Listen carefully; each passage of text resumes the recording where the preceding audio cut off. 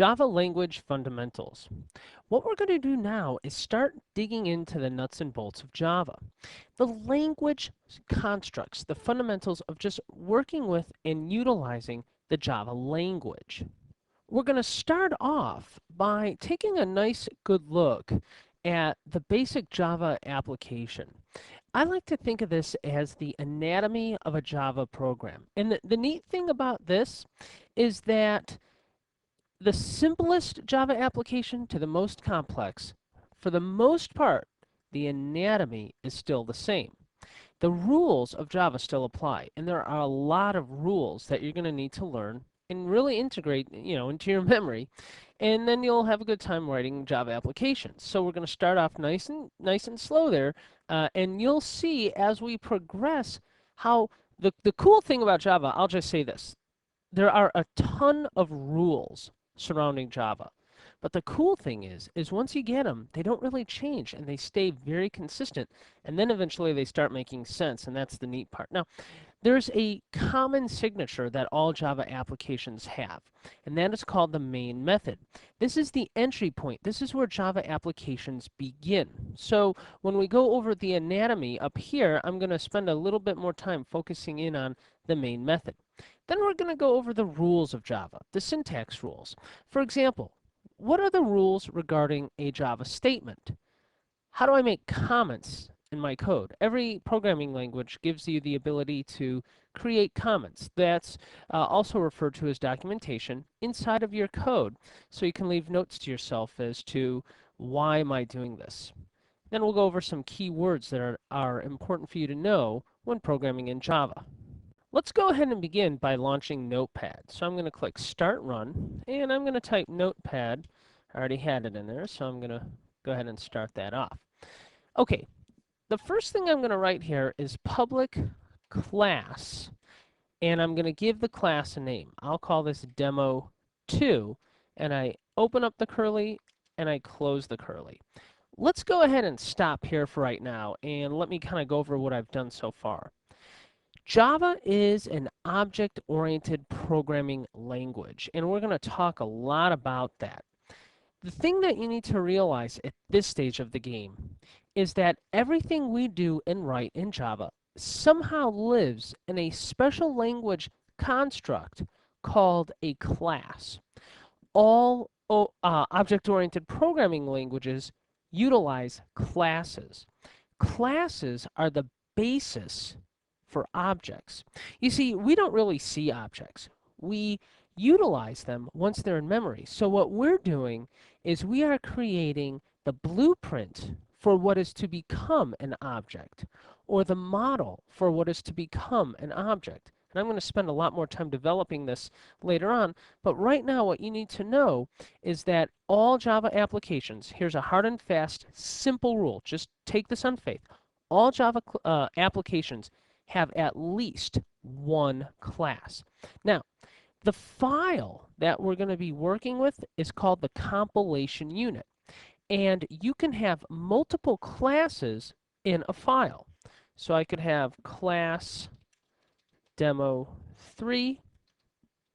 And just so you know, too, you can put the curly brace right at the end and then close it there, too. This is actually the more traditional way of doing it.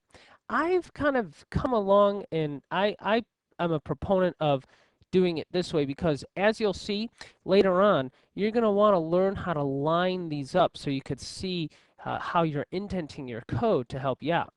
And I can go ahead and create class demo 4. Okay. Now, the curly braces. All of the code within your all the code within the class lives within the curly brace. As a matter of fact, there's only a couple of things that will live outside of the class here.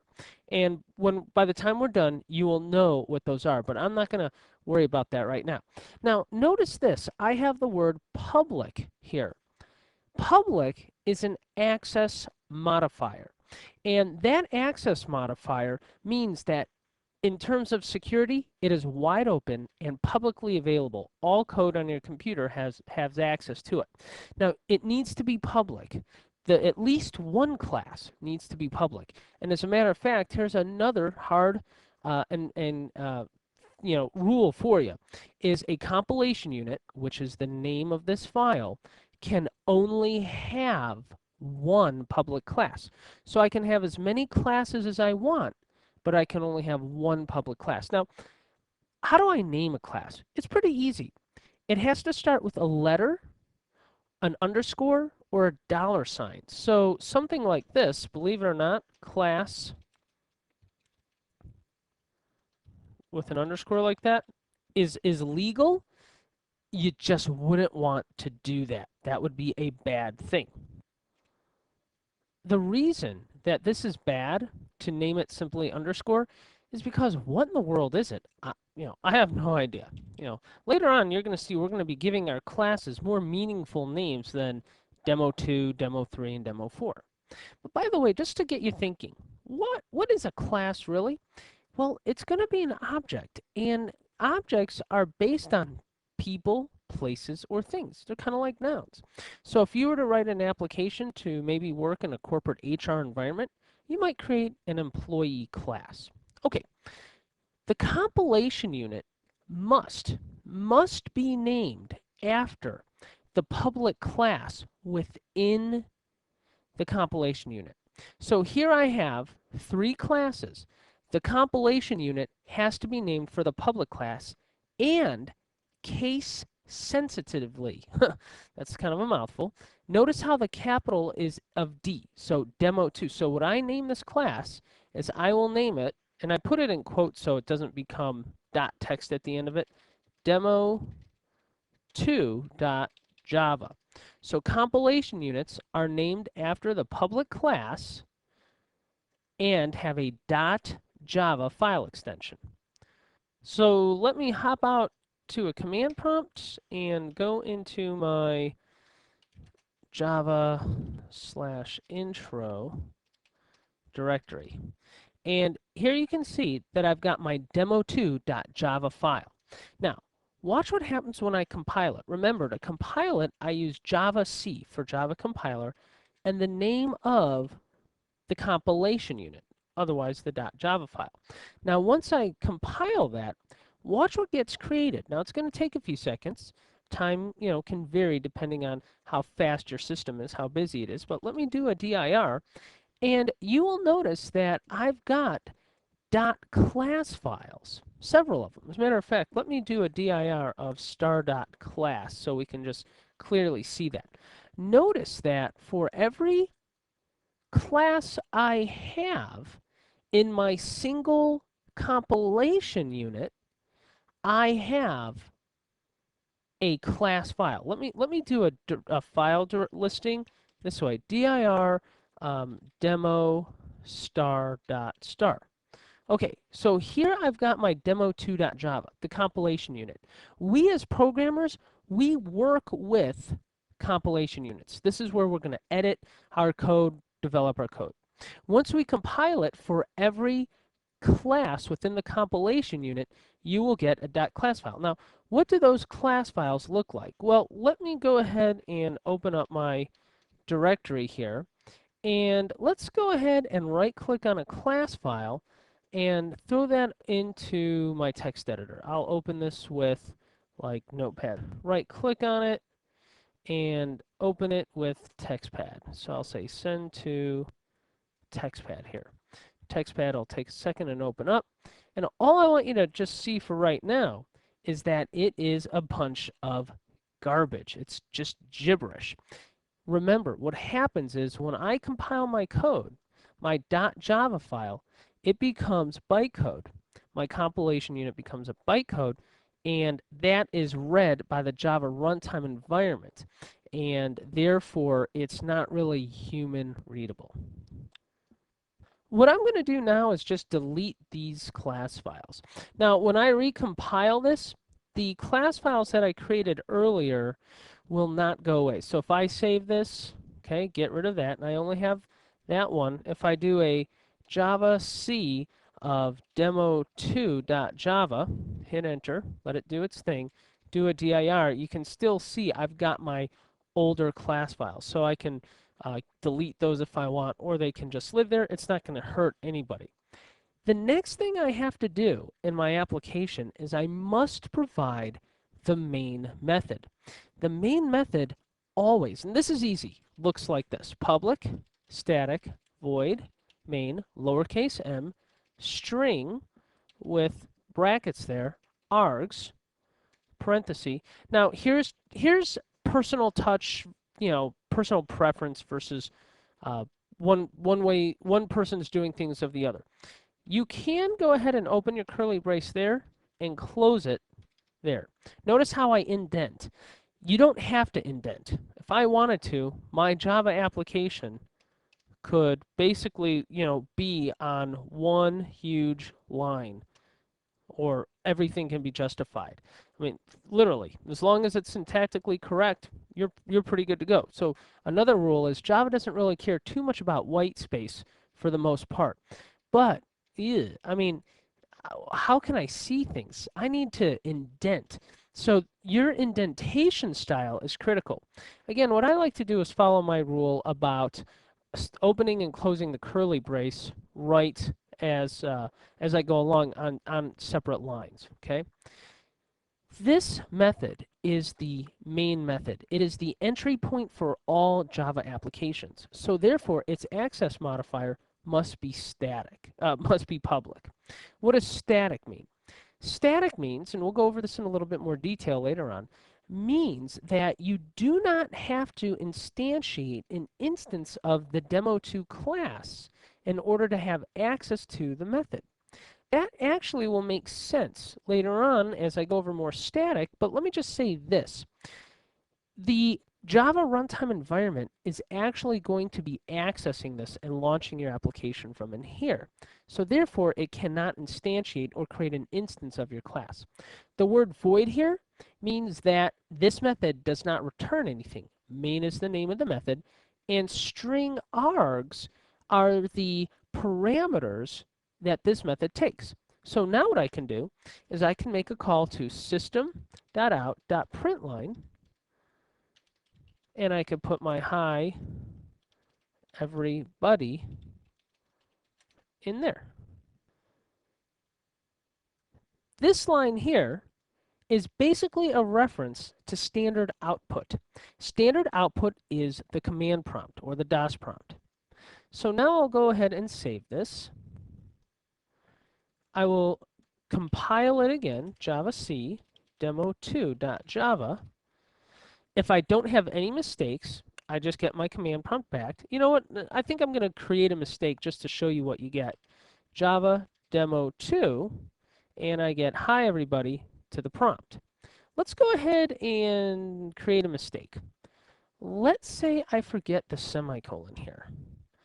All right, now I'm going to save it, and I'm going to recompile it. So javac demo2.java. Let's see what happens here. Oh, this is where it starts yelling at you. Now, here you can see the compiler is actually giving me a good hint as to what's going on. This is a fairly easy compiling error, a fairly easy error for the compiler to catch. So it'll tell you. Later on, you'll see that, well, sometimes the compiler puts you in the right area, but doesn't actually give you the exact error.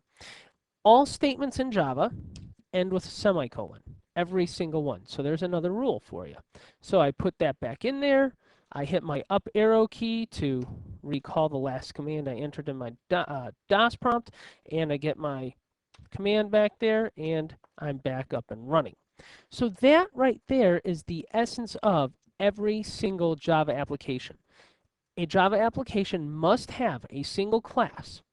The name of the class, case sensitively, will be the name of the .java file, otherwise known as the compilation unit. All Java applications must have a public static void main method that takes string args. And I'll show you a little bit more about that later on. And then you put your statements in there. This statement, which we will become intimate with as we move along, is basically a reference to printing whatever you have in here to standard output. Something else I wanted to cover in this topic, in this video, were comments. Comments is the ability for you to put code inside of your class, inside of your compilation units, that basically get ignored by the compiler. And there are several types of comments that I'm going to go over. The two that I'm going to go over now are simply single line comments and multi-line comments. Single line comments start with a /, asterisk, and they end with an asterisk /.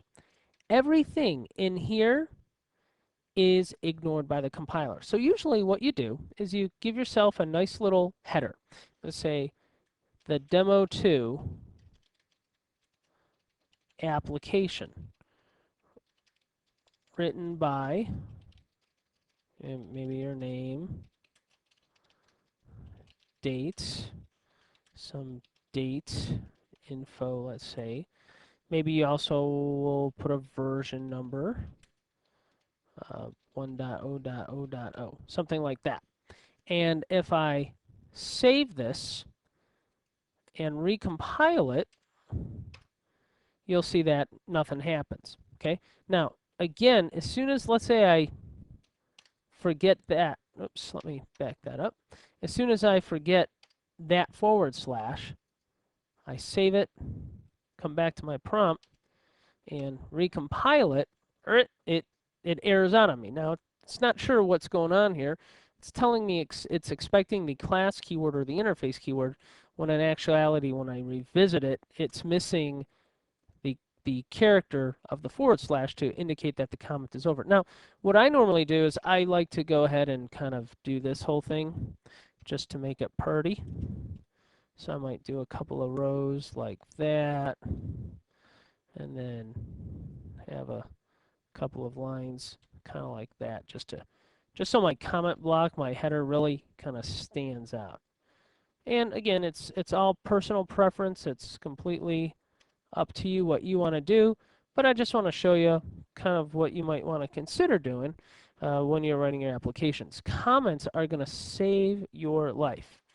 All right, those are multiple line comments. Again, it starts with the / asterisk and ends with the asterisk /. Everything in the middle is ignored by the compiler. What about single line comments? Well, let's take a look here. Let's say I wanted to explain to you what system.out.println did. I've said many times that this is the standard output. So a single line comment are 2 /. And I'll say this is a reference to standard output. And I'll say the command window. Okay? Now this is just me typing a note here, but because I preceded this note with 2 /, it is ignored by the compiler. I save it, I reissue my compiling command, and that's it. We're back in business. The application will still run just fine. 2 types of comments, those are there. Now, things like public, class, the word static, void, the word system, these are Java keywords. What I want to do now is go over the various keywords that you have to kind of tuck away in your head, because you cannot name classes and variables and your own constructs utilizing these keywords. Now, one of my goals in this course not only is to get you proficient with using Java, but it's getting proficient with using every Java developer's best buddy, the following website, java.sun.com. And I'm going to use it as an example to show you where I could get information about, let's say, keywords. So here I bring up the java.sun.com website, and we get a nice greeting by James Gosling, which is always a nice thing to have. And I type in keywords into the search field, and I press enter on my keyboard. And it goes ahead and does its search, and that's great. And look at that. What comes right up? Java language keywords. And this is a list of the keywords used by Java. Now, we will be going over and utilizing most of these keywords. And you don't have to memorize them, I guess, for right now, but let me just tell you something. It's a good idea to maybe print this out until you get used to it, because you cannot use these words outside of their defined utilization or their predefined usage within the Java language. Words like abstract or break or byte or for, like for is used in a for loop, so you can't create a variable called for. Public, I already went over. Here is a void, already kind of talked to you a little bit about the word void. Static, right there, okay? Uh, if, used for if logic.